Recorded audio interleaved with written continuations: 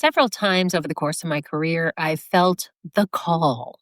I used to teach high school, and although I was passionate about my work, in theory, constantly being on in front of classes, combined with the workload, constantly grading papers, left little time for the instructional design and creativity part that I desired. In order to make ends meet, I was taking on extra tutoring and enrichment classes. And at the end of the day, I might be prepping for 5 to 8 classes. So when I had my son, I started to think about what my future would look like if I continued on this path. Did I want to be putting all of my emotional energy and time into being scrappy and overloaded? Or did I want to put energy into being a parent and doing the part of the job that I really loved? If you've ever felt the call for change, this episode is for you.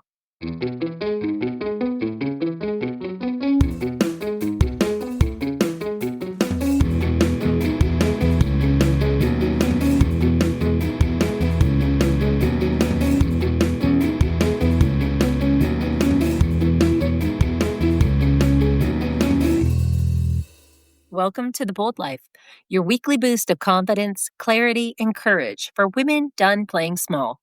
I'm your host and certified life coach, tech leader, teacher, and mom. Let's do the work. The decision to switch careers wasn't easy. I had a lot of education, certification, and especially identity wrapped up in teaching. It was who I was. It wasn't just what I did for a living, or so I thought. I had been working with children as a teacher, a tutor, camp counselor, babysitter, and nanny my whole life. I infused my reading and writing courses with passionate social justice topics and critical thinking.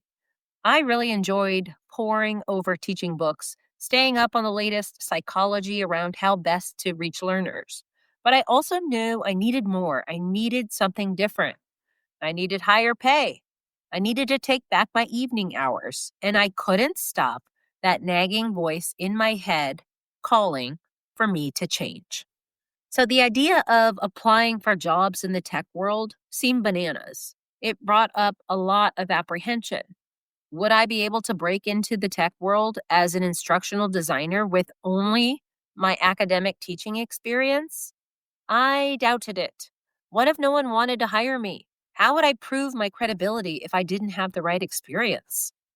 At the time, it seemed like an impossible task in front of me, but those were just negative thoughts about my own abilities. My circumstances were just that, circumstances, and my thoughts needed to change.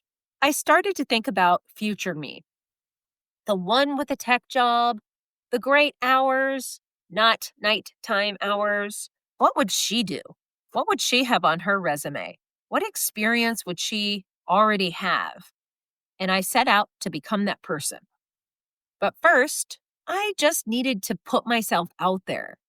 I started looking for a job I was qualified for with my existing background.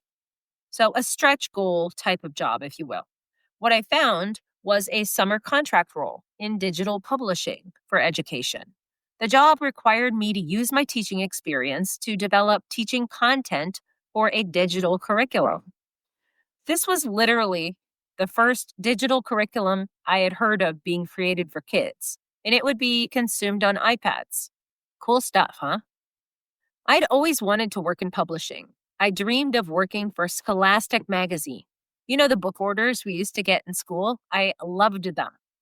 Or to get paid to read and select novels for publishing seemed so amazing, but it seemed so hard to reach as a career. So I took the safer, easier route into teaching English.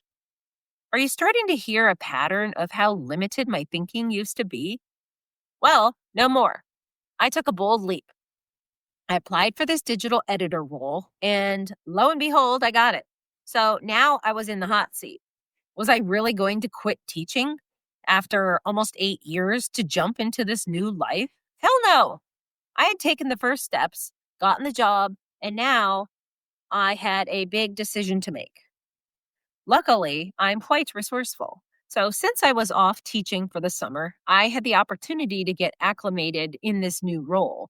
I worked over the summer Things were going well. And so what I did was I decided to take a leave of absence from teaching for a year. I had just had my son and I had a little leeway there. So I jumped on it. This would be a security blanket. It would enable me the safety net of having a job to return to, should I want to, but I still would get to focus on this new path in front of me. If it didn't work out, none would be the wiser, and I would be able to scurry back to my former job. Well, that didn't happen. But having a contingency plan gave me a great feeling of security. I know myself, and security in terms of finances, especially with a new baby, was really important to me. Nevertheless, I needed to answer the call for change, and it ended up taking my life in a new and rewarding direction. So during this time, I didn't just stop my growth plan. After all, this was a contract role. So that means that it would eventually end. And I knew that I wanted a full time, permanent role in the education technology field. So I put together a transition plan. I knew I was looking for a role where I could use my teaching experience to design curriculum, but most likely it would be for adults, or maybe it would be a similar educational publishing company for kids. So I reviewed job postings for the types of roles that I wanted, and I had to first understand what the expectations would be to determine where I had experience to gain and skill gaps to fill. Then I started building a bridge. So I already had a master's degree in education, which put me in a really good place for some of these roles that I wanted. However, I knew that in the tech world, I would need tech tools like e learning, authoring tools, or graphic art and video editing tools. So I set out to learn them. I started a second master's degree in instructional design and technologies with the idea that this would bulk up my skills. I took a few certificate courses in instructional design, e-learning, and it only took a couple days, but those couple days in those courses would give me the skills that I needed to have the confidence to shift into this new career. I tailored my resume to focus on the experience I did have rather than the specific roles I had done. I also connected with some people that I knew in the corporate world to improve my chances of getting my foot in the door. It always helps to know people. And finally, I applied to many, many, many roles until finally one of my applications stuck. Many years ago, my mom said, keep putting applications out there until you get the job. And I never forgot that. I just kept putting myself out there until I found a role I wanted. So after taking all of this massive action, right, I had the confidence to fully change my belief systems about myself. I didn't have to be a teacher. I could be an instructional designer. I could have the experience. I could have the tools. And I finally found the confidence to bring future me to life. It was not impossible. I just needed to put in some effort and be creative and resourceful to realize the new, improved version of me. It was always there.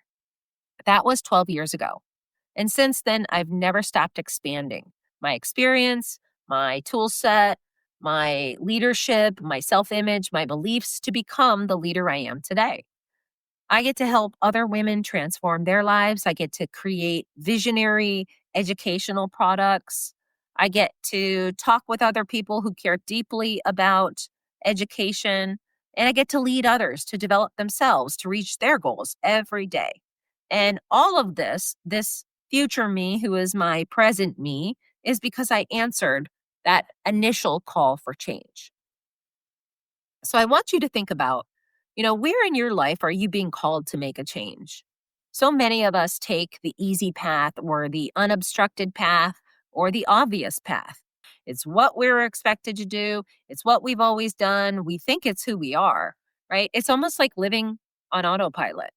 Our present circumstances seem like obligations, but the reality is that we choose our circumstances. We choose our thoughts about those circumstances, and we can choose differently.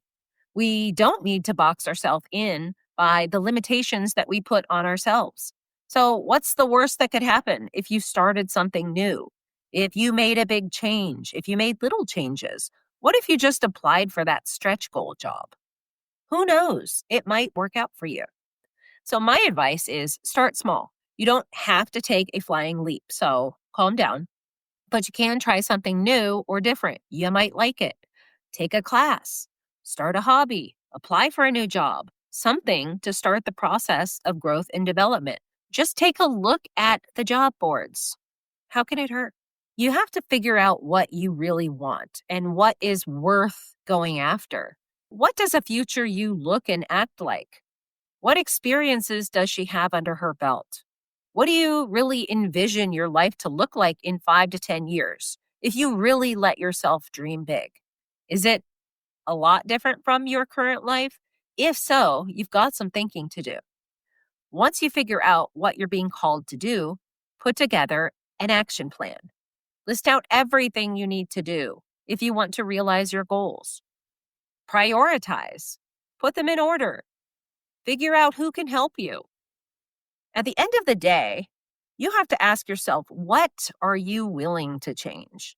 Because the biggest part of making changes is acknowledging that not only do you have to act differently to affect change, but you need to think differently.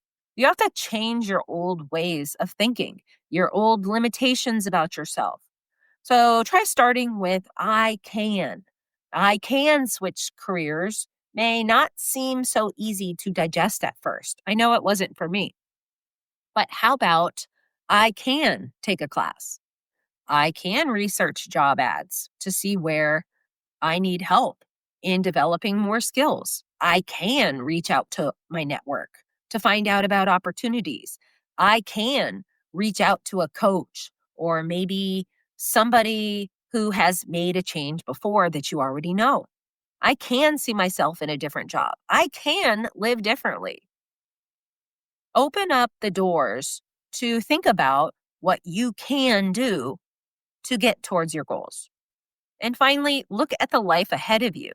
If you continue on this path that you're on today, what can you expect your life to look like in 5 or 10 years? Can you afford not to make a change? Well, that's all I have for you today. I hope it was some food for thought. I hope you enjoyed this episode. And if you want more, like and subscribe. You can find me here next week.